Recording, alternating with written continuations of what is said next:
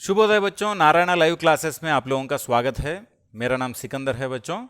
तो मैं आज आप लोगों को वृंद पाठ से संबंधित जो असाइनमेंट आप लोगों को दिया गया है उस असाइनमेंट के उत्तरों की चर्चा करने वाला हूं बच्चों। सब लोग ध्यान दीजिए। पहला प्रश्न है, वृंदावन दास का कवि परिचय लिखिए। वृंदावन दास माने कौन है? वृंद है, उनका पूरा नाम वृंदावन दास है।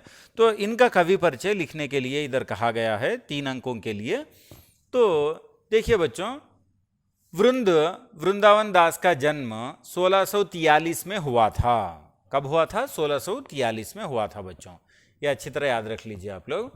इनकी प्रमुख रचनाएं वृंद, विनोद सत्सई, नीति सत्सई, भाव पंचाशिका, वचनिका, पवन पच्चीसी, श्रृंगार शिक्षा आदि हैं।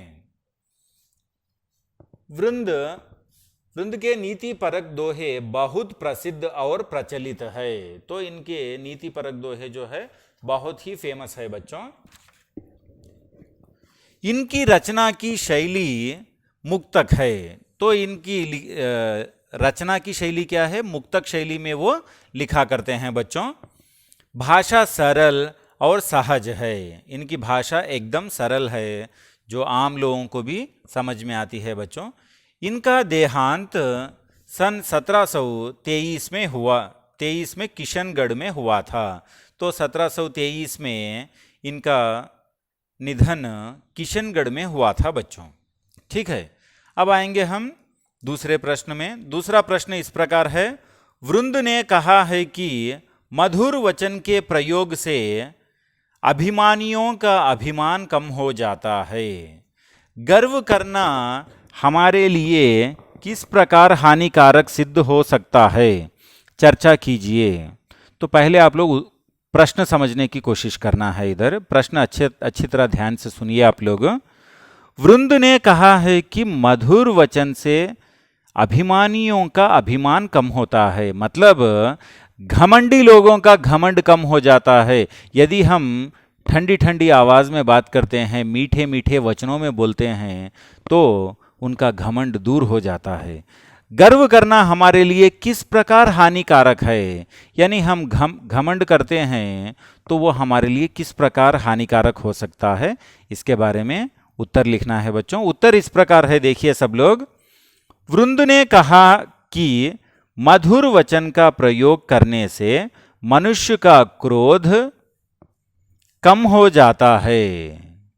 यानी हम लोग मधुर वचनों का प्रयोग करते हैं तो घमंडी का क्रोध क्या हो जाता है? कम हो जाता है।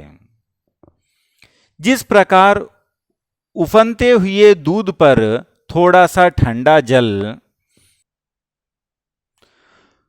तो दूध पर थोड़ा सा ठंडा पानी डालने पर दूध का उफान कम हो जाता है। मतलब उफनते हुए दूध पर थोड़ा सा ठंडा पानी डालने पर क्या होता है बच्चा?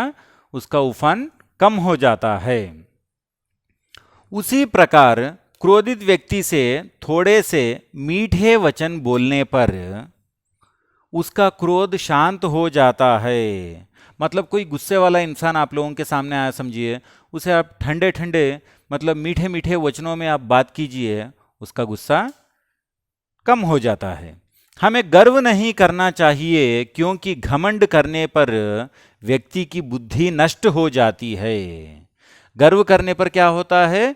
व्यक्ति की बुद्धि जो है वो एकदम नष्ट हो जाती है और वह सही गलत का चुनाव नहीं कर पाता।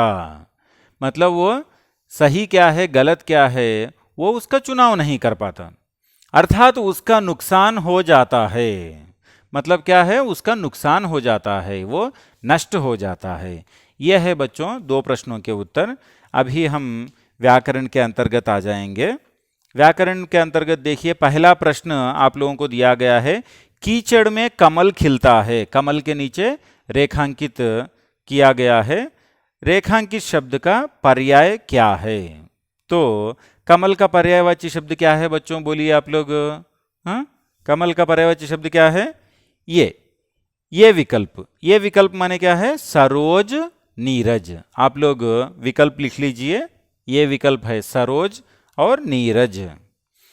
दूसरा देखिए, भेष बनाइए सूर को, कायर सूर न होए, रेखांकित शब्द का विलोम। कायर के नीचे रेखांकित किया गया है। कायर का विलोम क्या होता है बच्चों? वीर। विकल्प क्या आएगा? बी आएगा, वीर। तीसरा प्रश्न है, नायिका ने सिंगार किया, शुद्ध रूप लिखिए। सिंगार के नीचे अंडरलाइन किया गया है, रेखा की गई है, तो उसका उत्तर है श्रृंगार। विकल्प क्या आएगा? सी आएगा, श्रृंगार। चौथा देखिए, घट में जल है, घट के नीचे रेखांकित है, इसका भिन्नार्थ हमें पहचानना है। घट का भिन्नार्थ क्या है? शरीर। तो विकल्प क्या आया? ये आया। तो ये रहे आज के असाइनमेंट के उत्तर बच्चों। धन्यवाद बच्चों।